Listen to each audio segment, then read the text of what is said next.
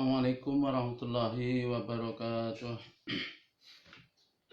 Bismillah, masyaallah, la yasukul khaira illallah. Bismillah, masyaallah, la yasrifu su'a illallah. Bismillah, masyaallah, makana min nikmatin faminallah. Bismillah, masyaallah, la hawla wa la quwwata illa billah. Alhamdulillahilladzi arsala rasulahu bil huda wa dinil haq liyudhhirahu ala dini kullih wa kafa billahi syahida. Asyhadu an la ilaha illallah wahdahu la syarikalah wa asyhadu anna Muhammadan abduhu wa rasuluh. Allahumma salli wa sallim ala sayyidina Muhammadin wa ala alihi wa ashabihi ajmain wa man tabi'ahu bi ihsani ila yaumiddin, amma ba'd. Qala ta'ala fi kitabihil karim, a'udzu billahi minasyaitonir rajim. Bismillahirrahmanirrahim. Ya ayyuhalladzina amanu taqullaha wal tanzur nafsum ma qaddamat lighad wattaqullaha innallaha khabirum bima ta'malun. Wa qala ta'ala aidan, a'udzu billahi minasyaitonir rajim. Aina ma takunu yudrikumul mautu walau kuntum fi burujin musayyadah. Sadaqallahul adzim. Alhamdulillah, puji syukur atas nikmat-nikmat Allah SWT. Kita kembali bertemu di majelis yang mulia ini melalui media sosial kita. Salawat dan salam tak lupa kita aturkan kepada junjungan kita Nabiullah Muhammad sallallahu alaihi wasallam beserta keluarga beliau, sahabatnya, juga pengikutnya yang setia mengikuti tuntunannya hingga akhir zaman. Bapak Ibu yang dirahmati Allah,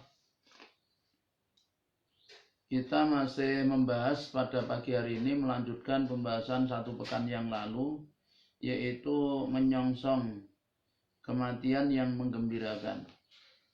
Jadi yang intinya bagaimana kita agar meraih akhir hidup yang husnul khotimah. Jadi mengawali dari itu, hal yang harus selalu kita ingat bahwa setiap dari kita itu sedang titik kepada kematian. Jadi oleh karena fase kehidupan manusia memang demikian. Sebagaimana Allah SWT jelaskan di dalam firman-Nya. A'udzu billahi minasyaitonir rajim. Bismillahirrahmanirrahim. Kaifa takfuruna billahi wa kuntum amwatan fa'ahyakum tsumma yumitukum tsumma yuhyikum tsumma ilaihi turja'un. Kaifa, bagaimana, takfuruna, kalian kafir, billah, kepada Allah, wa kuntum amwatan, padahal kalian dulunya adalah mati. Tsumma yumitukum, kemudian yaitu dulu kalian mati, ya Allah Subhanahu wa taala fa'ahyakum, lalu menghidupkan kalian. Jadi kaifa takfuruna billah wa kuntum amwatan, bagaimana kalian bisa kafir kepada Allah padahal dulu kalian adalah amwatan, mati. Fa'ahyakum, lalu dia Allah menghidupkan kalian. Tsumma yumitukum, kemudian nanti Allah akan matikan kalian. Tsumma ilaihi turja'un, kemudian kepadanya lah kalian itu akan dikembalikan. Jadi Bapak Ibu yang rahmatullah, firman Allah di surah Al-Baqarah ayat 28 ini menjelaskan tentang fase perjalanan kehidupan kita manusia. Jadi yang pertama Allah katakan bahwa kita dulu adalah mati. Ya. Jadi yakni ketika manusia masih berupa, yaitu apa yang disimpan oleh Allah di tulang sulbi laki-laki dan di tulang dada perempuan. Nah, kemudian fa'ahyakum, Allah hidupkan kalian, yakni kita terlahir di dunia ini. Berarti sekarang adalah fase yang kedua ketika kita hidup di dunia ini. Dan sadar atau tidak, sesungguhnya kita sedang menuju kematian. Tsumma yumitukum, kemudian nanti Allah matikan kalian. Dan setiap hari sesungguhnya semakin kita dekat pada kematian itu. Nah, dan Allah katakan bahwa setelah kita dimatikan oleh Allah itu, tsumma yuhyikum, kemudian nanti Allah akan hidupkan kalian. Yaitu kehidupan yang kedua, yakni di yaumul akhir. Di yaumul akhir, yakni yaumul hisab. Tsumma ilaihi turja'un, kemudian kepada Allah lah nanti kalian itu akan dikembalikan. Jadi kita akan dikembalikan kepada Allah Subhanahu wa taala. Jadi Bapak Ibu yang dirahmati Allah, ya, oleh karena itu kehidupan kita di dunia ini adalah sebentar. Maka bagaimana kita menjadikan kehidupan dunia yang sebentar ini, ya, itu menjadi sebab kita mendapatkan nikmat yang abadi, yaitu kehidupan di yaumul akhir.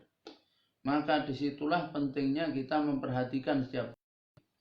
Maka kemarin saya jelaskan bahwa, ya, untuk mendapatkan atau meraih kehidupan atau akhir hidup yang husnul khatimah, agar kita ketika meninggal itu dalam kondisi yaitu baik dan menggembirakan, itu maka ada beberapa hal yang harus kita lakukan untuk menghadapinya. Yang pertama kemarin kita sudah jelaskan, yaitu poin pertama adalah ingat akan mati dan akhirat. Jadi bagaimana kita selalu, ya, mengingat mati, bahwa kita ini akan mati, dan ingat bahwa kehidupan kita yang sebenarnya itu di akhirat. Karenanya Allah katakan di dalam firman-Nya surah Al-Qasas, jadi ayat 88, ketika Allah mengatakan a'udzubillahi minasyaitonir rajim wabtaghi ma taqallaha darul akhirata wa la tansa nasibaka minad dunya wa ahsin kama ahsanallahu ilaik. Wabtaghi, dan carilah oleh kalian, wabtaghi, carilah olehmu, yaitu bagian akhiratmu, fima ataqallah darul akhirah wala tansa nasibaka minad dunya, jangan kamu lupa bagian duniamu, wasin kama ahsanallahu ilaik, dan berbuatlah kamu yang terbaik, ya, wasin kama ahsanallahu ilaik, sebagaimana Allah Subhanahu wa taala berbuat terbaik kepadamu. Jadi di ayat ini di surah Al-Qasas, ya, surah Al-Qasas, firman Allah Subhanahu wa taala yang ke-77, ya, bukan 87, Allah katakan gitu. Jadi bagaimana kita disuruh fokus akhirat itu. Wabtaghi fima ataqallah darul akhirah. Wabtaghi, dan carilah fima ataqallahu darul akhirah. Jadi carilah olehmu bagian akhiratmu. Wala tansa nasibaka minad dunya, jangan lupa dunia. Ya. Wa asin kama ahsanallahu ilaik. Wa asin, dan kalian berbuatlah yang terbaik, ya, sebagaimana Allah berbuat terbaik kepadamu. Wala tabghi fil ardi wala tabghil fasada fil ard. Wala tabghi, dan janganlah kamu mencari al fasada, kerusakan, fil ardi, di muka bumi. Innallaha la yuhibbul mufsidin, sesungguhnya Allah tidak suka terhadap orang yang berbuat kerusakan. Jadi Bapak Ibu yang dirahmati Allah, ayat ini memberikan suatu resep bagaimana kita ini menjalani hidup di dunia, di mana sekaligus Allah Subhanahu wa taala menjelaskan kepada kita apa yang harus kita fokuskan di dunia ini. Kehidupan yang sebentar ini yang sangat menentukan kehidupan akhir kita, yaitu Allah katakan kita disuruh fokus akhirat. Wabtaghi fima ataqallah darul akhirah. Wabtaghi, dan carilah olehmu, fima ataqallahu, apa yang Allah berikan kepadamu, yaitu ad-darul akhirata, negeri akhirat. Jadi artinya ketika kita hidup di dunia ini, kita diperintah oleh Allah ketika kita ingin mendapatkan kenikmatan kelak di yaumul akhir, di mana itu kehidupan yang abadi, sementara di dunia ini adalah sebentar, dan sebentar yang abadi itu, maka kita disuruh fokus akhirat. Jadi setiap apa itu kita berpikir akhirat. Kalau saya begini, dapatnya apa nanti di akhirat? Kalau begini di akhirat, dapat apa? Ya. Dan kita diperintah oleh Allah untuk berbuat yang terbaik. Wahsin, berbuat ihsan, menjadi orang-orang muhsin. Ini sebagaimana yang Rasul sampaikan, yaitu kita disuruh beribadah kepada Allah, menjalankan ketaatan itu dengan suatu, yaitu perasaan minimal diawasi oleh Allah. dan dimaksimalkan sehingga bagaimana kita itu bisa seakan ketika kita menjalankan itu kita mampu melihat, yaitu dalam tanda petik melihat Allah Subhanahu wa taala, yakni kehadiran Allah, kehadiran Allah di dalam setiap sisi kehidupan kita itu. Ya, itu maka kita itu akan ihsan. Bahkan dikatakan di sini ditasbih oleh Allah, kama ahsanallahu ilaik, sebagaimana Allah berbuat yaitu yang terbaik kepada kita. Bapak Ibu yang dirahmati oleh Allah, maksud dengan Allah berbuat terbaik. Jadi ihsan juga dikatakan begini. Misalnya ya, ketika kita itu satu contoh, misalnya kita naik kendaraan ya, naik satu kendaraan, atau maksud saya naik angkutan. Misalnya naik angkutan yaitu angkutan kota itu. Jadi yang angkutan kota yang belum tarifnya ditetapkan itu ya. Jadi yang tarifnya katakanlah tawar menawar kita. Ya, misalnya naik becak atau naik angkutan ya. Kemudian kita tawar menawar. Berapa Pak?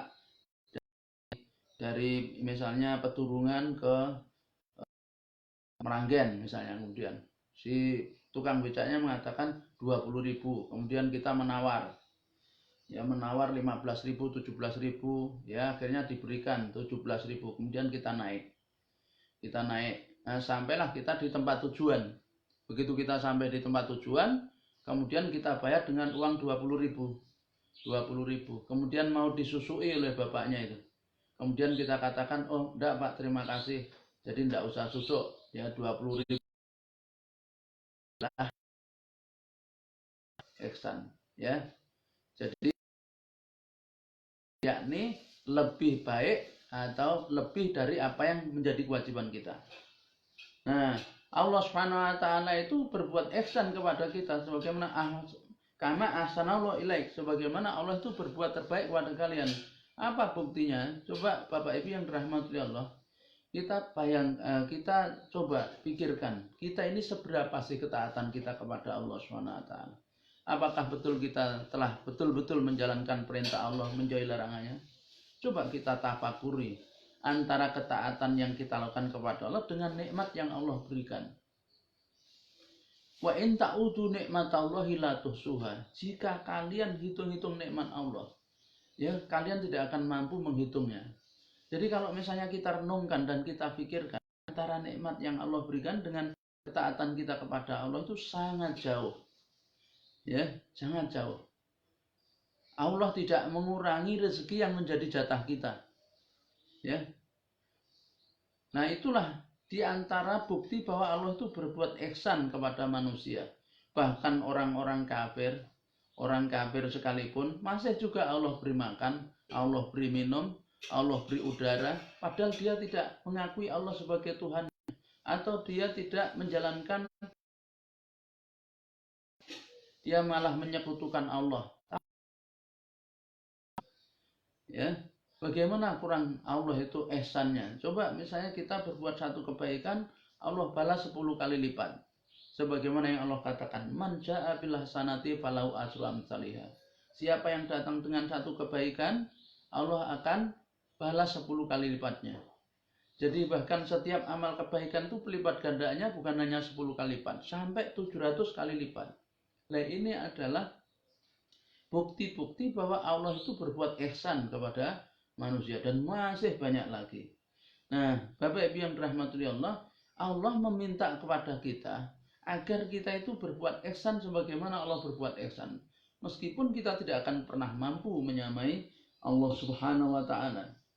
Dan kemudian ayat ini melarang kita untuk berbuat kerusakan. Wala tabghil fasada fil ard.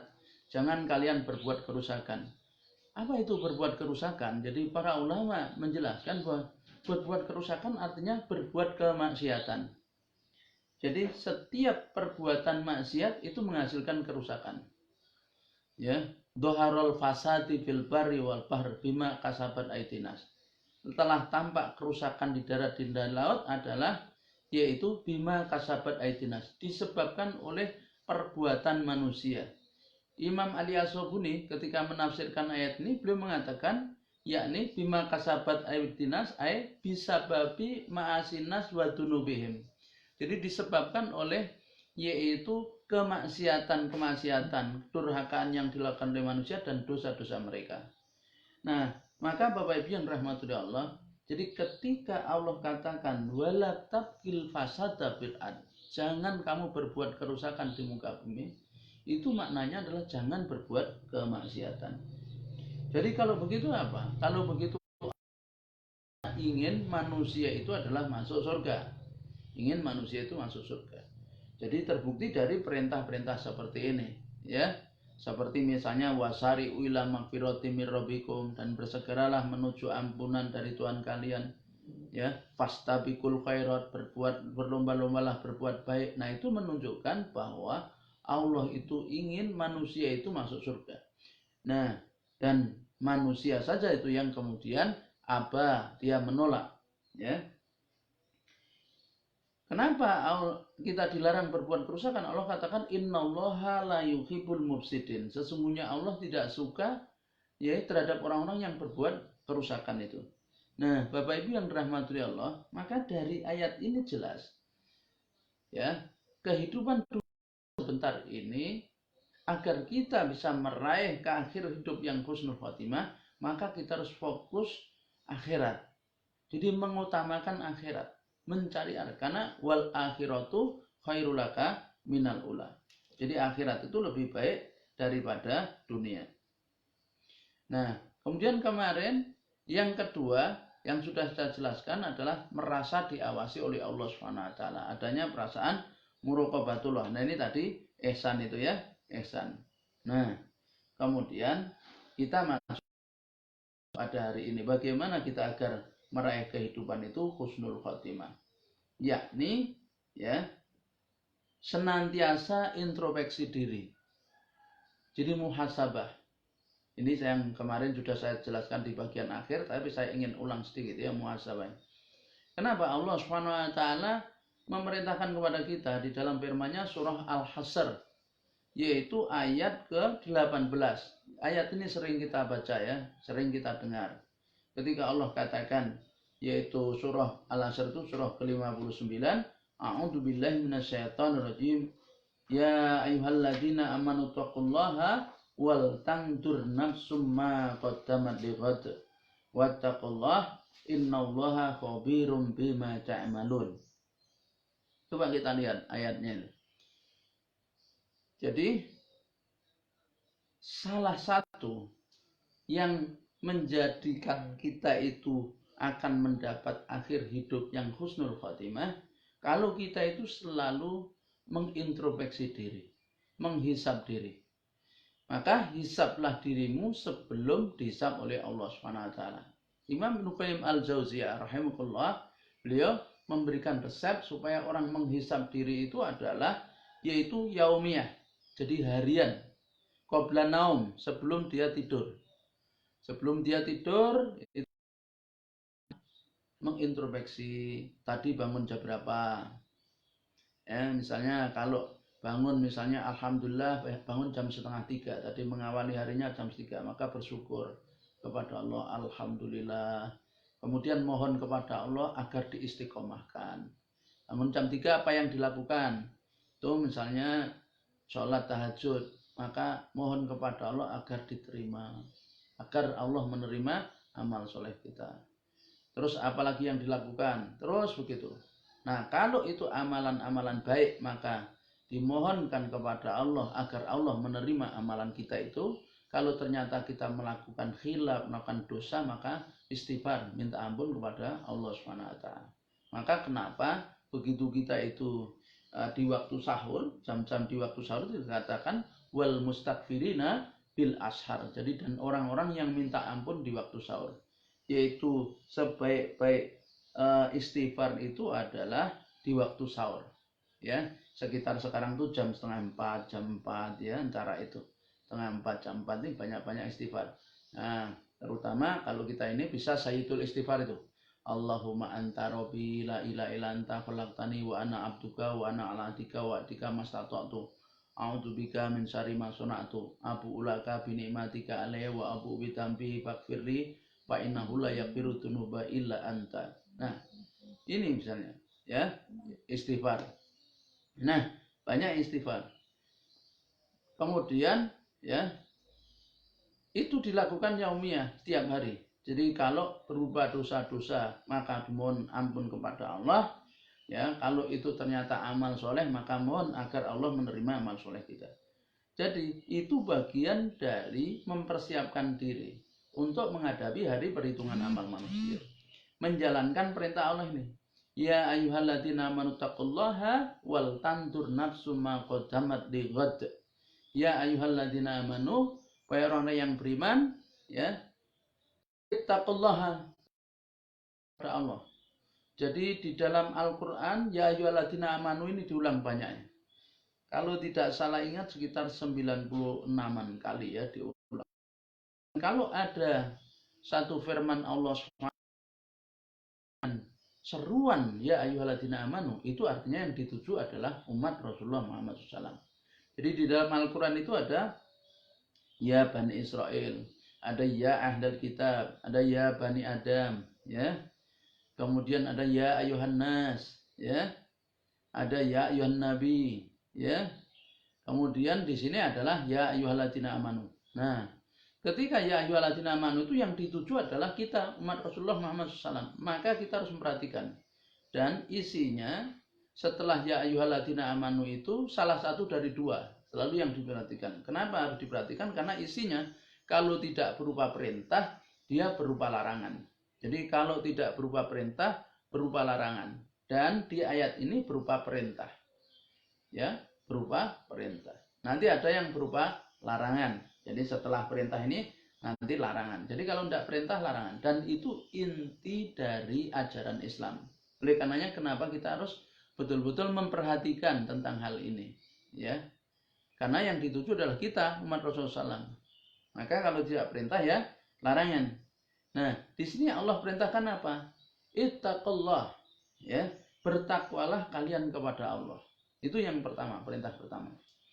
Jadi kalau Bapak Ibu yang dirahmati Allah, kalau kita gali ya, kita gali, nih, kemudian kita teliti dengan mendalam, mulai dari suratul Fatihah, mulai dari Bismillah sampai ya min saril waswasil khannas minal jinnati wan nas. Itu intinya itu satu, yaitu intinya adalah agar kita menjadi manusia yang bertakwa.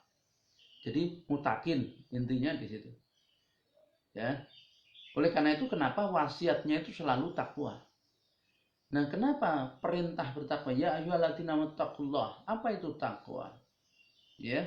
Jadi takwa itu adalah kalau dibahasakannya bahasanya yaitu sahabat Ali Karomajah, takwa itu ada 4. Ya, indikator takwa itu ada 4. 1, ya, al khaufu minal jalil. Yang kedua, wal amalu bitangzil. Yang ketiga, wal qanaatu bil qalil. Dan yang keempat, al istidatu liyaumir rahil. Jadi 4 takwa itu. Jadi kalau kita mengambil penjelasan yaitu sahabat Ali bin Abi Thalib karomajah, ya, menantu Rasulullah SAW, yang Rasul katakan sebagai pintunya ilmu. Ketika Rasul mengatakan ana madinatul ilmi wa aliyu babuha, aku adalah kotanya ilmu dan Ali adalah pintunya. Karena begitu luasnya ilmunya Sayyidina Ali, bahkan Khalifah Umar itu pernah mengatakan, ya Allah, aku berlindung kepadamu dari suatu persoalan yang Abul Hasan tidak ada. Itu karena menunjukkan betapa luasnya ilmunya Sayyidina Ali bin Abi Thalib radhiyallahu anhu ini. Ya, beliau mengatakan ya bahwa yang namanya takwa itu indikatornya 4. Orang takwa itu adalah orang yang pertama al khaufu minal jalil. Jadi orang yang di dalam dirinya itu ada rasa takut, yaitu kepada al jalil, yakni yang maha tinggi Allah Subhanahu wa taala. Jadi ada khauf, rasa takut kepada Allah, di mana takutnya kepada Allah mendekat, bukan menjauh. Ini bedanya ya, takutnya manusia kepada binatang itu menjauh, takutnya manusia kepada orang jahat itu menjauh, tapi takutnya kepada Allah itu manusia mendekat. Minal jalil. Jadi ada rasa takut kepada Allah Subhanahu wa taala, zat yang maha tinggi. Nah, kemudian yang kedua, mendekat itu berarti dia menjalankan perintah, menjalankannya gitu ya. Nah, mendekatnya kepada Allah dengan cara ini. Yang kedua, bahwa yang dimaksud dengan takwa itu indikator kedua adalah wal amalu bitangzil. Jadi setelah dia muncul rasa takut kepada Allah, kemudian orang ini mengamalkan, yaitu apa? Wal amalu bitangzil, yakni apa-apa yang Allah turunkan. Nah, Allah menurunkan itu wahyu kepada Rasulullah SAW itu dalam bentuk dua, yaitu Al-Quran dan As-Sunnah. Ya, berarti menjalankan Al-Quran dan menjalankan Sunnah dalam amaliyah sehari-harinya itu Quran Sunnah begitu. Ya, artinya sampai pada amalannya itu maksudnya praktis ya, praktis. Jadi fikih tentang halal haram itu bersumber dari Al-Quran dan Sunnah, yang ditunjuk keduanya itu yang saya maksud, dia mendasari pada Al-Quran dan Sunnah, karena hakikatnya semua ke sana ya. Nah, Bapak Ibu yang dirahmati Allah, kemudian yang ketiga, indikator yang ketiga, orang yang bertakwa mutakin itu adalah al-qanaatu bil qalil. Jadi qanaah, yaitu ridho menerima pemberian Allah walaupun sedikit. Ya, qanaah, ya. Rezeki sekian alhamdulillah, banyak alhamdulillah, sedikit alhamdulillah. Jadi qanaah dia. Ya. Dan yang keempat, ini yang keempat ya, masuk kepada poin pembahasan kita itu, yaitu al-istidatu liyaumir rahil. Jadi mempersiapkan diri untuk hari perhitungan amal manusia. Jadi kalau dalam hadis itu dikatakan al-istidatu lil mauti qabla nuzulil maut, ya, yaitu mempersiapkan mati sebelum datangnya mati. Nah, ini orang mutakin. Sehingga orang mutakin adalah orang yang selalu mempersiapkan diri diantaranya itu untuk menghadapi mati sebelum mati itu sendiri. Maka yang dia berpikir adalah untuk yaitu menghadap Allah SWT. Maka ketika dia selalu mempersiapkan diri menghadapi mati sebelum datangnya mati, ya maka dia akan banyak ingat mati itu. Ya, dia introspeksi selalu. Kematian itu datang, dia insya Allah dalam kondisi ketaatan, maka akan husnul khotimah. Nah, kemudian ya, setelah perintah takwa, karena takwa ini juga sangat dibutuhkan oleh manusia di dunia. Bagaimana manusia membutuhkan takwa ini ketika di dunia ini? Ya, kehidupan dia di dunia. Karena Allah mengatakan di tempat lain bahwa kita ini kan setiap hari pasti ada persoalan ya. Persoalan. Tidak ada manusia yang tidak punya persoalan, ya. Jadi sebelum manusia sampai dia meninggal itu pasti ada persoalan. Sering kali sebagian orang itu menyangka, ya, nanti kalau anak-anak sudah besar, sudah berumah tangga, akan berkurang persoalannya, akan ringan karena sudah ada anaknya yang mandiri. Ternyata tidak. Ternyata tidak demikian orang itu. Dia ketika anak-anaknya sudah mulai berkeluarga, dia berpikir bukan anaknya, bisa jadi berpikir tentang cucunya. Begitulah manusia terus begitu. Maka semakin hari persoalan itu semakin banyak. Apalagi di akhir zaman seperti sekarang. Lalu bagaimana cara menghadapinya? Ternyata kuncinya takwa. Disitulah kenapa Allah itu perintahkan takwa. Karena Allah katakan, a'udzubillahi minasyaitonirrajim, wa may yattaqillaha yaj'al makhrajan. Jadi siapa yang bertakwa kepada Allah, Allah akan beri jalan keluar persoalannya. Wa may yattaqillaha yaj'al min amri yusra. Siapa yang bertakwa kepada Allah, Allah akan mudahkan urusannya. Nah, di situ. Jadi berarti takwa ini menjadi kunci, ya, menjadi kunci kita menyelesaikan persoalan hidup kita di dunia ini. Karena dengan takwa itulah maka kita akan dibantu dan berhak untuk mendapat bantuan ya Allah Subhanahu wa taala, dikeluarkan ya masalah-masalah kita itu di jalan keluar yang mengundang keridhaan Allah Subhanahu wa taala. Nah, kemudian ya, jadi sehingga takwa ini betul-betul sesuatu yang sangat vital. Sehingga kenapa selalu diwasiatkan. Bahkan di ayat ini itu sampai-sampai diulang 2 kali oleh Allah Subhanahu wa taala. Nah, kemudian setelah itu Setelah Allah perintah takwa, siapa saja dia? Pemimpin bertakwa. Pemimpin yang bertakwa adalah pemimpin yang dia tunduk pada syariat Allah di dalam mengurus urusan rakyatnya. Ya, seperti misalnya dalam kondisi seperti sekarang. Pemimpin yang bertakwa itu pemimpin yang dia selalu berpikir bagaimana meringankan beban rakyatnya. Seperti dicontohkan oleh Rasulullah SAW dan oleh khalifah-khalifah berikutnya. Seperti Khalifah Abu Bakar As-Siddiq, Umar bin Khattab, ya, kemudian Utsman bin Affan, Ali bin Abi Thalib, dan juga khalifah-khalifah berikutnya. Jadi berpikir bagaimana meringankan beban rakyat, bukan membebani rakyat. Itu karena takut akan pertanggung Allah Subhanahu wa taala. Nah, jadi sehingga takwa ini menjadi seluruh medan hidup. Dan bahkan semua penerapan hukum Allah itu dalam kerangka takwa. Misalnya hukum puasa. Puasa yang insya Allah sebentar lagi. Itu bertakwa. La'alakum tatakun. Agar kalian takwa. Nanti hukum kisos juga begitu. Supaya itu terbangun ketakwaan. Jadi semua hukum Allah itu ketika dijalankan maka akan menghasilkan yaitu orang-orang yang muttaqin. Kemudian yang kedua adalah perintah, ya, wal tangdur nafsum ma qaddamat lighad wattaqullah innallaha khabirum bima ta'malun. Kemudian setelah diperintahkan takwa dikhususkan oleh Allah, wal tangdur, dan hendaklah memperhatikan, yaitu nafsun, setiap diri, setiap jiwa, ma qaddamat lighad, apa yang telah diperbuat untuk hari esok. Nah ini, ya, itu suruh introspeksi kita. Diperintah untuk melakukan introspeksi. Hendaklah memperhatikan setiap diri apa yang diperbuat hari esok. Hari esok itu yang dimaksud adalah yaumul hisab, yaumul jaza, yaumul qiyamah, yaitu hari kiamat, bukan hari tua, ya. Karena memang ada yang menjadikan ayat ini sebagai dalil asuransi, ya. Ada menjadi dalil asuransi, ada marketing asuransi membawa ayat ini, Pak, berpikir untuk, ya, hari esok, hari tua. Bukan, hari esok yang dimaksud bukan hari tua, ya. Ini penafsiran yang jelas tidak ada dasarnya yang mengatakan hari esok itu hari tua. Bukan, hari esok yang dimaksud adalah yaumul qiyamah.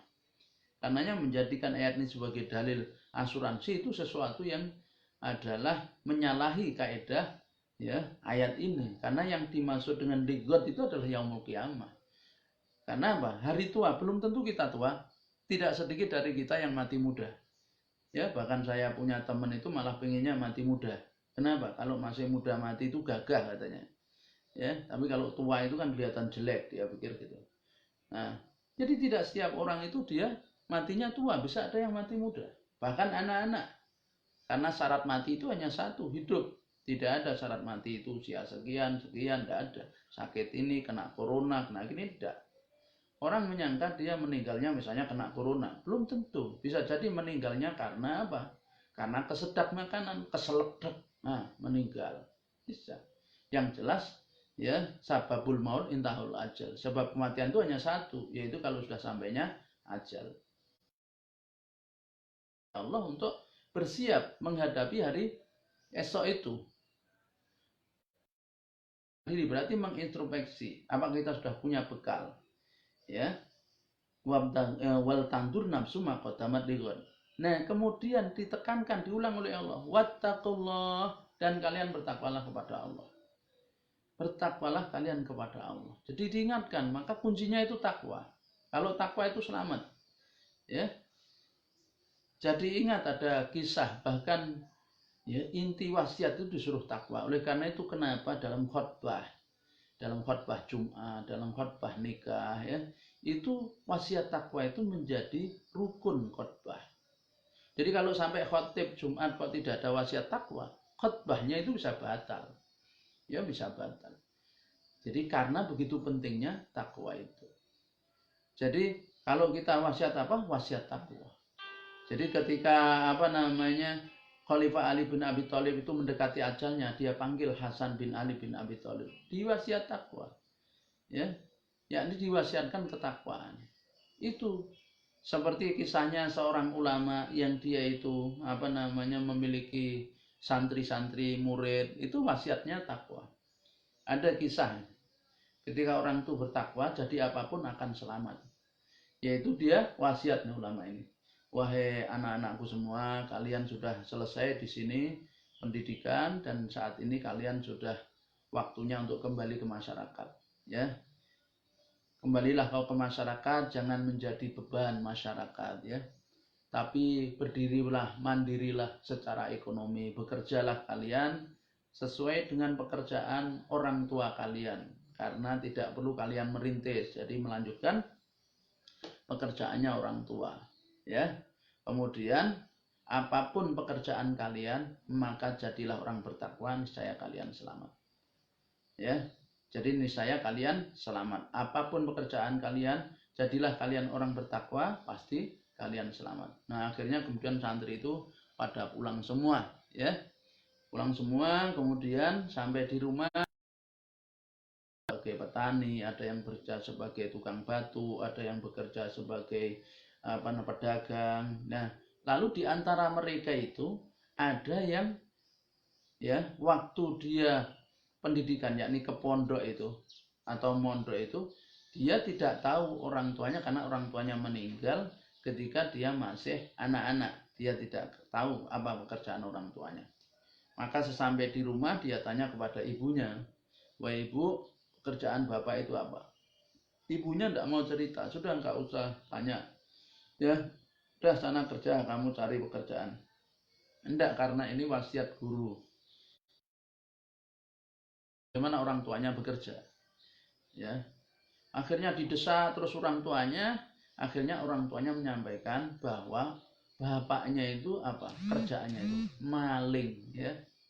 Kerjaannya itu maling ya, mencuri pekerjaannya itu. Dia bapaknya itu adalah ternyata pencuri, penggarong. Akhirnya ibunya tanya, "Lu apa kamu akan menjadi pencuri, akan maling?" Ya, kata anaknya, karena ini wasiat guru ya harus dijalankan. Maka akhirnya dia belajar ilmu maling ya, sampai dia ahli ya, ahli maling. Nah, kemudian setelah dia menguasai seluruh jurus maling itu ya, jurus garong itu, akhirnya dia mulai mau menjalankan pekerjaannya. Nah, orang maling itu kalau dulu kan malam hari ya. Jadi kecuali sekarang ini kan semakin zaman jahiliyah itu siang hari juga banyak juga maling itu. Maka kita harus berhati-hati. Nah, kemudian karena wasiat gurunya, apapun pekerjaanmu jadilah orang bertakwa kamu, yaitu yang taat perintah Allah, menjauhi larangannya. Maka pekerjaannya maling itu ya, siapa yang mau dimaling pertama itu? Paling cepat yaitu tetangganya. Dia malam hari keluar mau maling ke tetangganya. Begitu dia mau maling ke tetangganya, ingat nasihat gurunya, apapun pekerjaanmu jadilah kamu orang bertakwa. Maka kemudian dia ingat bahwa hukumnya mencuri milik tetangga itu, jadi mencuri saja itu haram. Bahkan ayatnya asariku asarikotu faktou. Jadi pencuri laki dan pencuri perempuan ya faktou adiyahuma. Maka kalau sudah memenuhi syarat-syarat dan di peradilan terbukti ya dan semua terpenuhi, maka potong tangannya. Nah, ini mencuri milik tetangga bukan hanya dipotong, lebih dari itu. Karena dosanya bisa 10 kali lipat dibanding mencuri bukan miliknya tetangga. Maka begitu dia mau mencuri itu, dia ingat nasihat gurunya, nggak jadi ya, karena ingat ya nasihat gurunya itu. Lalu kemudian dia berjalan cari yang bukan tetangga. Nah, jaraknya tetangga itu kan 40 rumah ya. Jadi 40 rumah ke kanan, ke kiri, ke depan, ke belakang, itulah tetangga. Hanya ada tetangga dekat, tetangga jauh. Tapi jaraknya itu 40 rumah. Jadi hitung tetangga. Sampai ini dia itu 40 rumah sampai ya. Begitu sudah sampai kepada dia mau mencuri. Begitu ternyata yang mau dicuri itu rumahnya anak yatim. Nah, begitu tahu dia yang mau dicuri itu rumahnya anak yatim, dia itu ingat nasihat gurunya, apapun pekerjaanmu jadilah orang bertakwa. Ingat, haramnya memakan harta anak yatim. Barang siapa yang di dalam perutnya itu ada harta anak yatim, maka sama dengan makan api neraka. Ya, maka tidak jadi. Tidak jadi. Ya, tidak jadi mencuri dia. Kemudian jalan lagi dia, cari sasaran lagi. Nah, setelah dia jalan cari sana, ternyata dia dapati rumah yang besar, temboknya tinggi besar. Dia langsung, ini ada apa namanya, harta saya di sini. Ya, ringkas kisah, kemudian dengan mudah yang dia paham betul tentang ayat-ayat Allah di Nabi, ya, dan diwasiatkan supaya takwa apapun pekerjaannya, berhasil masuk di rumah itu. Begitu dia masuk, bingung dia. Masuk apa? Mana yang harus dia ambil? Jangan sampai keliru. Akhirnya dia cari, karena rumah ini besar, rumahnya orang kaya, sepertinya rumahnya pengusaha, dia cari, yaitu catatan kekayaan orang itu. Nah, kemudian didapatilah catatan kekayaannya, kemudian dihitung, dilihat. Begitu dia menghidupkan lampu, ngitung di meja. Begitu enak dia menghitung, masuk waktu subuh. Allahu Akbar, Allahu Akbar. Wah, ini harus sholat subuh dulu. Tuan rumah bangun. Begitu dia berwudu, kaget tuan rumah, siapa kamu? Maka katanya, nanti Pak saya jelaskan. Enggak, siapa kamu? Nanti saya akan jelaskan. Kita sholat dulu, sudah subuh ini. Nah, ringkas kisah akhirnya, kamu kalau gitu yang jadi imam. Enggak, bapak yang jadi imam. Karena ya, Ahlul Bait itu lebih abdol untuk menjadi imam. Saya makmum. Ini gudrek-gudrekan itu. Siapa yang jadi imam? Karena tuan rumahnya takut kalau nanti saya jadi imam, dia ini bermaksud jahat bisa ya. Akhirnya tuan rumahnya jadi imam. Nah, setelah selesai sholat subuh, maka si hamba Allah yang mencuri itu, pencuri yang soleh, yang mutakin itu, dia menjelaskan cerita mulai awal sampai akhir. Kenapa dia sampai mencuri? Ya, setelah dijelaskan awal sampai akhir, akhirnya si pemilik rumah mengatakan, kalau begitu kamu tidak boleh pulang. Kenapa? Karena akan diambil sebagai menantu. Diambil menantu. Sebab dia hanya punya putri satu. Dan dia orang yang kaya. Dan si tuan rumah ini melihat, si pencuri ini ternyata adalah orang yang soleh, dan dilihat tanda-tanda kesolehannya dari si ilmunya dan sebagainya. Ya, nah akhirnya jadilah dia diambil menantu. Nah ini, jadi ketika orang itu bertakwa, pekerjaannya apapun, ternyata apa? Itu membawa kepada keselamatan. Asalkan dijadikan takwa itu adalah panglimanya, yaitu mentaati perintah Allah, menjauhi larangannya. Ya, nah rahmatullah Allah. Nah itu kenapa ditekankan ini? Wattaqullah, dan kalian bertakwalah kepada Allah. Jadi taatilah perintahnya, jauhi larangannya dalam kondisi apapun. Ya, kenapa? Innallaha khabirum bima ta'malun. Sesungguhnya Allah itu mengetahui, maha mengetahui tentang apa yang kalian kerjakan. Jadi khabirun bima ta'malun. Nah, kemudian setelah itu apa? Ayat berikutnya dilarang.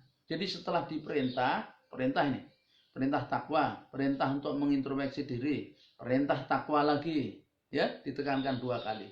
Karena begitu pentingnya takwa itu. Ya, kemudian dilarang. Ya, larangan ayat berikutnya itu. Wala, karena masih berhubungan dengan ya ayyuhalladzina amanu. Wanya wawu atau wala takunu kalladzina nasullaha fa'ansahum anfusahum. Ulaika humul fasikun. Nah, maka dikatakan wala takunu, dan janganlah kalian menjadi, ya, kalladzina, seperti orang-orang yang nasullaha, mereka lupa kepada Allah. Mereka melupakan Allah. Tidak dzikrullah, tidak ingat Allah. Jadi mau makan lupa Allah, halal haram. Bekerja lupa Allah, nggak peduli nih, korupsi gini jalan. Itu kan dia melupakan Allah SWT. Ya, jadi lupa kepada Allah.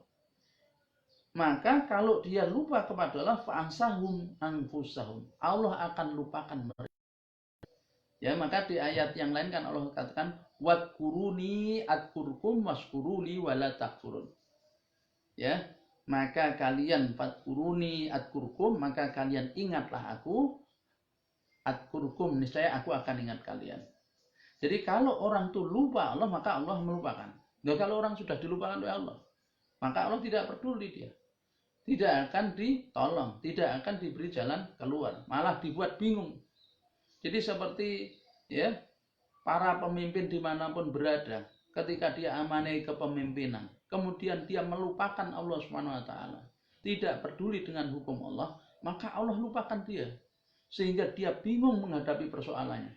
Sehingga dia tidak bisa menyelesaikan persoalan yang dihadapi ketika memimpin rakyatnya. Semakin dia jauh dari Allah Subhanahu wa taala.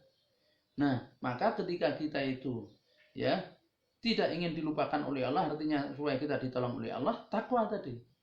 Ya, yang di dalamnya itu adalah Allah Subhanahu wa taala. Nah, jadi maka kalau dia di ayat ini dilarang kita sampai lupa kepada Allah. Wala takunu, kalian menjadi seperti orang-orang yang mereka melupakan Allah Subhanahu wa taala. Yang akhirnya fangsahum anfusahum. Allah lupakan diri mereka. Ya, sehingga ulaika, mereka ini, mereka. Nah, ditekankan ya. Karena dia lupa kepada Allah, maka dia al-fasiqun. Mereka orang menjadi yang fasik, bukan al-mutakun tapi al-fasikun. Man huwa al-fasikun, man hum al-fasikun ay al-khorijuna an ta'atillah. Jadi orang yang dia keluar dari ketaatan kepada Allah Subhanahu wa taala, atau orang yang mereka ini tidak mentaati Allah Subhanahu wa taala. Berarti takwa itu. Jadi Bapak Ibu yang dirahmati oleh Allah, nah ini ayat ini intinya yang saya ingin tekankan bahwa untuk kita meraih husnul khatimah itu kita harus selalu introspeksi, muhasabah, mawas diri. Bahkan tuh Imam Ibnu Qayyim Al-Jauzi mengatakan setiap hari. Nah, Sayyidina Umar bin Khattab, beliau mengatakan, hisablah dirimu sebelum kamu dihisab, dan timbanglah amal. Jadi kalau kita ingin ringan, ya, timbangan kita itu timbanglah amalmu sebelum engkau ditimbang. Hisablah dirimu engkau sebelum dihisab. Jadi kita hitung-hitung antara ketaatan dan kemaksiatan banyak mana, ya, antara kenikmatan-kenikmatan yang Allah berikan, ya, dengan apa? Dengan yaitu ketaatan kita itu banyak mana. Kita hitung-hitung. Ya, kita hitung. Nah, kemudian Rasulullah menyampaikan, sesungguhnya aku mohon ampun kepada Allah dan bertaubat kepadanya dalam sehari itu 100 kali. Jadi Rasulullah SAW itu dalam sehari istighfar itu minimal 100 kali. Itu kalau sekelas Rasul saja itu 100 kali. Nah, mestinya kita itu lebih banyak lagi. Ya Allah, kita harus banyak istighfar. Ya. Kemudian dalam surah An-Nur, yaitu ayat 31. Surah An-Nur adalah surah ke-24. Ya, surah An-Nur, surah ke-24, ayat 31. Allah Subhanahu wa taala itu berfirman, A'udzubillahi minasyaitonirrajim. Wa tubu ilallahi jami'an ayyuhal mu'minun la'allakum tuflihun. Jadi wa tubu ilallahi jami'an ayyuhal mu'minun la'allakum tuflihun. Jadi watubu, dan kalian bertobatlah, ya, kalian bertobatlah ilallahi, kepada Allah, jami'an, semuanya. Kalau di dalam surah At-Tahrim mengatakan ya ayyuhalladzina amanu tubu ilallahi taubatan nasuha. Wahai orang yang beriman, bertobatlah kalian kepada Allah dengan taubat yang sebenar-benarnya. Ya. Nah, di sini di ayat 31 dari surah An-Nur bagian akhirnya watubu ilallahi jami'an la'allakum tuflihun, dan kalian bertobatlah kepada Allah semuanya, orang yang beriman, agar kalian itu beruntung. Jadi sama biran ya. Kalau hanya di surah As-Tahrim itu ya ayyuhalladzina amanunya di depan, kalau di sini di tengah, ayyuhal mu'minun, ya, orang yang beriman. Nah, diperintah untuk taubat. Nah, taubat itu dengan taubatan nasuha. Taubat, ya. Nah, tobat itu kalau kita bicara tentang masalah tobat, ada namanya syarat-syarat bertobat. Ya, yang pertama adalah menyesal atas perbuatan yang dikerjakan. Menyesal. Jadi menyesali atas dosa-dosa yang dilakukan. Tidaklah dikatakan bertobat kecuali ada penyesalan di dalam hati. Yang kedua adalah berhenti dari perbuatan maksiatnya. Ada yang mengatakan pertama berhenti dari perbuatan maksiat, terus jelas. Kemudian kedua menyesali atas perbuatan maksiat itu. Ya. Nah, yang ketiga adalah bertekad untuk tidak melakukan lagi. Yang ketiga, ya. Dan yang keempat, ini terkait dengan dosa kepada sesama hamba. Hukukul ibad, melanggar hak-hak manusia, maka harus meminta maaf, minta dihalalkan. Ya, minta dihalalkan. Lalu yang kelima adalah tolabul ilm, menuntut ilmu. Tanda bahwa dia bertobat itu menuntut ilmu. Karena apa? Kalau dia tidak menuntut ilmu, dia tidak tahu bagaimana cara bertobat, bagaimana dia memperbaiki amalnya. Ya, memperbaiki amalnya. Nah, yang keenam, kalau itu terkait dengan harta, maka harus dikembalikan kepada pemiliknya. Kalau menzalimi harta, nanti diterima tobatnya oleh Allah SWT. Nah, sekarang masalahnya adalah timbul masalah cabang. Jadi begini, ya, bagaimana kalau misalnya tobatnya itu setelah tua? Jadi misalnya gini, orang di kala mudanya dia mohon maaf, misalnya dia di kala mudanya itu punya kejahatan apa? Merampok, menjadi perampok, gagal. Nah, setelah tua dia tidak punya tenaga, kemudian muncul kesadaran, ya Allah, saya tobat, saya tidak akan merampok lagi. Saya bertobat tidak akan merampok. Ini apakah tobatnya diterima? Ya, pertanyaannya apa tobatnya diterima? Maka Imam Ghazali menjawab begini, orang ini tobatnya tidak akan diterima kecuali dia meninggalkan perbuatan dosa yang masih sering dia lakukan di usia seperti itu, fisik seperti itu. Dosa apa yang masih dia sering lakukan ketika fisiknya seperti itu, sudah tua itu? Misalnya dia masih sering gibah, ngerasani tonggone, ngerasani koncone, ngelek-ngelek, sering gibah itu, ya. Maka tobatnya tentang perbuatan merampok itu akan diterima kalau dia berhenti dari gibah, berhenti dari membicarakan keburukan orang lain. Nah, itu bukti bahwa dia bertobat atas perbuatan merampoknya atau mencurinya. Nah, jadi di situ tidak mudah. Lu kok enak, orang yang dia, ya benar dia sudah tobat, dia memang tidak mampu lagi merampok, dia sudah tua.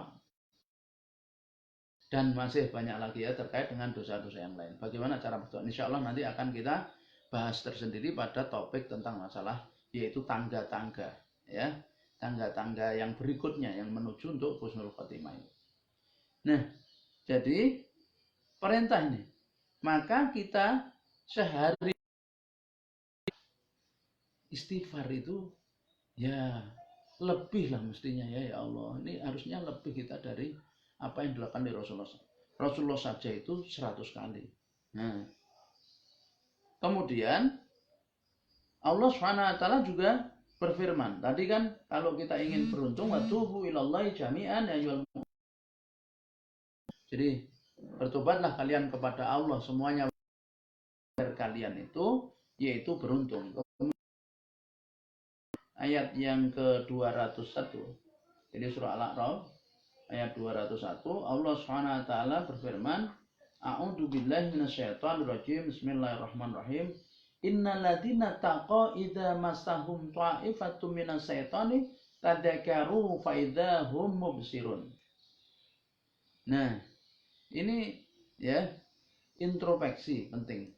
Nah, salah satu tanda orang bertakwa itu adalah innalladzina, orang-orang yang dia, ya, orang takwa ini, sesungguhnya orang-orang yang innalladzina taqwa, sesungguhnya orang bertakwa itu idza masahum ta'ifum minasyaitan, apabila mengganggu mereka sekelompok dari setan, tadzakkaru, mereka itu segera ingat Allah, ya, faidahum mubsirun, maka tiba-tiba mereka itu melihatnya. Jadi orang bertakwa itu orang yang punya sensitivitas rasa yang cukup tinggi ketika dia itu digoda setan, terasa, wah ini setan. Jadi dikatakan basirohnya itu jalan. Kalau ketakuan, basirohnya jalan. Jadi innalladzina taqaw idza massahum ta'ifum minasyaitani tadzakkaru fa idzahum mubsirun. Nah, itu ya. Nah, kemudian dari Maimun bin Mahron bahwa dia berkata, seorang hamba seorang hamba tidak termasuk golongan mutakin sehingga dia menghisap dirinya lebih keras ketimbang muhasabahnya terhadap mitra usahanya. Sedang dua orang yang mitra usaha, yang bermitra itu saling muhasabah setelah bekerja. Jadi kan gini, seorang yang bertakwa itu adalah orang yang dia itu menghisap dirinya itu lebih keras dibanding menghisap mitra usahanya. Nah, maksudnya mengoreksi dirinya itu lebih keras dibanding mengoreksi mitra usahanya. Orang kalau kita itu habis bisnis itu di akhir bulan, tiap akhir bulan kan kita melakukan namanya yaitu introspeksi, tapi dalam bentuk apa? Evaluasi. Kita mengevaluasinya. Evaluasi ya pekerjaan kita bagaimana. Ini kan kamu begini gitu. Ya, Anda karena begini misalnya. Nah, orang bertakwa itu lebih keras mengintrospeksi dirinya, mengevaluasi dirinya dibanding dia mengevaluasi orang lain. Ya. Jadi kekurangannya. Al Hasan berkata, orang mukmin selalu mengevaluasi dirinya. Dia menghitung-hitung dirinya karena Allah. Dia menghitung-hitung hisab akan menjadi ringan bagi orang-orang yang telah menghisab diri mereka di dunia dan akan menjadi berat pada hari kiamat bagi orang-orang yang mengambil perkara ini tanpa muhasabah. Jadi orang yang dia itu sering menghisab dirinya, mengintrospeksi, mengevaluasi, nanti hisab akhir. Tapi sebaliknya kalau orang tidak pernah mengintrospeksi, mengoreksi, mengevaluasi, berat. Coba kita, misalnya sholat kita sebagai amal ibadah mahdhah. Yang pertama kita bertanggung pertanyaannya, benarkah sholat kita itu diterima oleh Allah Subhanahu wa taala? Benarkah sholat kita itu telah khusyuk sehingga kita masuk pada orang-orang yang beruntung? Qad aflahal mu'minun alladzina hum fi sholatihim khashi'un. Sungguh beruntunglah orang beriman, yaitu orang yang dia sholatnya itu khusyuk. Nah, coba itu. Terus apalagi? Ya, misalnya tentang tetangga kita, benarkah kita telah menjalankan perintah Rasul? Man kana yu'minu billahi wal yaumil akhir falyukrim jarrahu.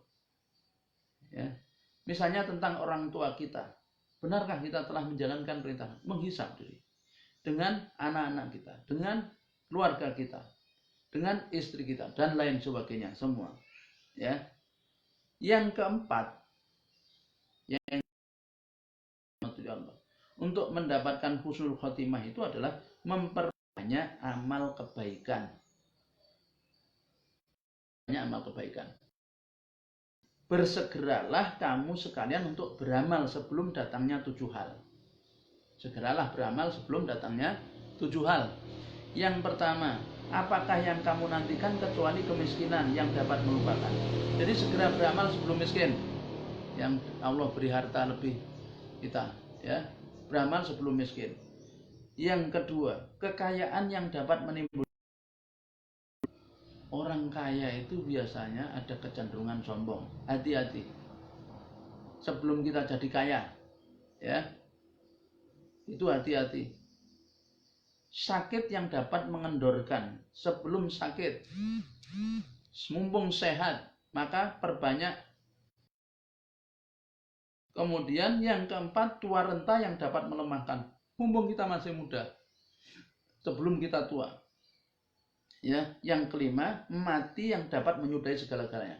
Mumpung kita masih hidup, sebelum kita mati, nanti menyesal, minta hidup lagi sudah tidak bisa. Ya. Kemudian yang keenam adalah menunggu datangnya Dajjal padahal dia adalah sejelek-jelek yang ditunggu. Jadi sebelum datangnya Dajjal, ya, Dajjal ini kalau sudah datang, siapa yang ketemu pasti jadi pengikutnya. Maka jangan sampai sekali-kali berharap bertemu Dajjal, karena kita pasti akan menjadi pengikutnya.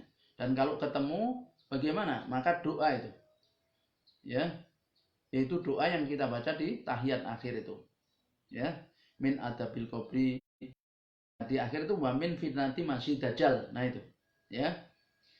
Atau yang ketujuh, menunggu datangnya hari kiamat, padahal adalah sesuatu yang sangat berat dan sangat menakutkan sebelum kiamat tiba. Jadi maka sebelum 7 hal ini segera banyak amal sebelum datangnya yang 7 itu. Berdasarkan hal itu, beramal soleh seoptimal mungkin merupakan sesuatu yang hendaknya diraih oleh setiap muslim. Ya, yang itu datang. Kemudian orang yang dia betul-betul yakin akan kehidupan akhirat tentu saja tidak akan berani lalai mempersiapkan semua itu. Kalau kita punya keyakinan, oleh karena itu kuat lemahnya keyakinan kita terhadap akhirat itu sangat menentukan. Dia akan orang yang dia yakin akan bertemu dengan Allah, maka dia akan berusaha dengan sungguh-sungguh ya untuk mempersiapkan diri tunduk patuh kepada Allah Subhanahu wa taala. Ya. Jadi tunduk patuh kepada Allah Subhanahu wa taala. Nah,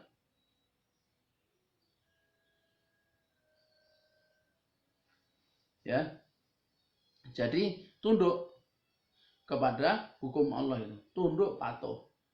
Kalau dia itu punya keyakinan yang betul-betul dia kuat terhadap adanya hari akhirat. Karenanya keyakinan terhadap hari akhirat itu sangat menentukan.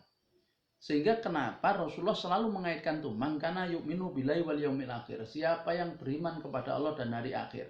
Itu selalu dikaitkan loh. Siapa yang beriman kepada Allah, mangkana yu'minu billahi wal yaumil akhir falyukrim jarahu. Mangkana yu'minu billahi wal yaumil akhir falyukrim dhaifah. Mangkana yu'minu billahi wal yaumil akhir falyakul khairon aw liyasmut. Kan gitu. Siapa yang beriman kepada Allah dan hari akhir, maka muliakan tangganya. Siapa yang beriman kepada Allah dan hari akhir, muliakan tamunya. Siapa yang beriman kepada Allah dan hari akhir, maka berkata yang baik atau diam. Jadi dikaitkan itu. Bahkan dalam suratul Fatihah, hari akhir itu 2 kali ditekankan. Karena begitu pentingnya. Ya. Nah, maka ketika orang itu punya kekuatan bisa menghadirkan hari akhir, kiamat ada di hadapannya, itu menjadikan dia itu selalu berusaha dengan sungguh-sungguh ya untuk taat kepada Allah dalam hal hubungan dia dengan Allah ya yang diatur dalam akidah ibadah mahdoh ya. Kemudian hubungan dia dengan dirinya sendiri yang diatur oleh Allah dalam syariat makanan, pakaian, akhlak ya, kemudian minuman. Nah, ya. Kemudian yang mengatur hubungan dia dengan sesamanya, ada ukhuwah, peradilan, ada ekonomi, ada politik, nah semua, sehingga dia seluruh aspek hidupnya itu betul-betul diatur dengan aturan Allah SWT. Bapak Ibu yang dirahmati Allah, ketika seluruh sisi kehidupan kita itu kita atur, kita tunduk patuh pada aturan Allah, maka meninggal di dalam kondisi seperti itu ya, ajal itu datang dan kita tidak bisa lari dari ajal itu. Karena aina mayat takunu yutrikum maut walau kuntum fi burujin musyayyada, dimanapun kalian berada kematian akan menjemput walaupun kalian berlindung di benteng yang kokoh lagi menjelang tinggi. Maka ketika kita selalu berusaha untuk taat kepada Allah dimanapun kita berada, dengan kesadaran kita diawasi oleh Allah ya, maka kita itu akan meraih husnul khotimah dengan mudah ya, dengan mudah ya, kalau kita selalu berusaha mengikatkan diri itu, tentu atas pertolongan Allah SWT.